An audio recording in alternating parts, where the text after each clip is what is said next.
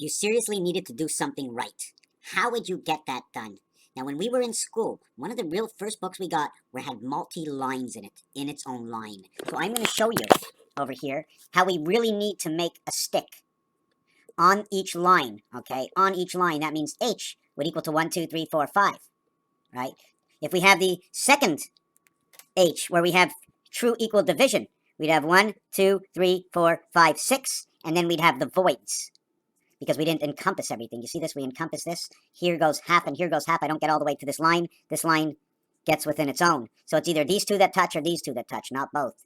So when you want to draw an H, it's easy. You follow the line. But when you want to draw a T, okay, you must center the T. That's very easy. But how do you get this line here? You must create, whoop, there goes that. You must create two X's. The X's will prove the point in the center over here, and it'll show that halfway crossing so that you can have your T in this area. Now we have to negotiate this whole thing on both sides, okay? And the area, okay, could not come any lower than this leg over here.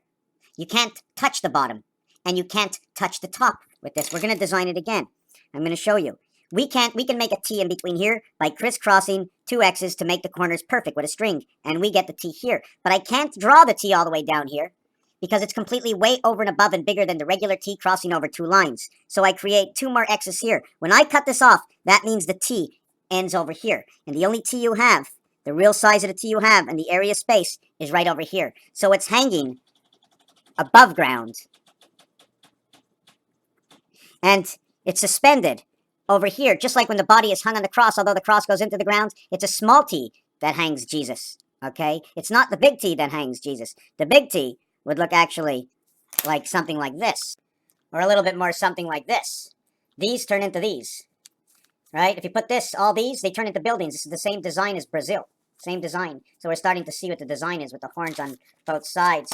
This is going to be coming up in my next video. Numbers to colors, numerological values, how they fit in for words. Words that were already created is 42 is the 9 lives of the cat. Creates the separation of the 7th gate between 5 and 10. 5 and 10 means that if I come to the counter and give you change, if your meal costs 56 cents, you pay 55. If it costs you 57, you pay 55. But if it costs 58, 59, you pay for the 0. Raphael, thank you for watching this video. But now let me finish that if you are lucky enough to end up on a 2, they take away if it costs you 2 cents, you save it. If it costs you 1 cent, you save it. But if it's 9 cents or 8 cents, you have to pay the extra money.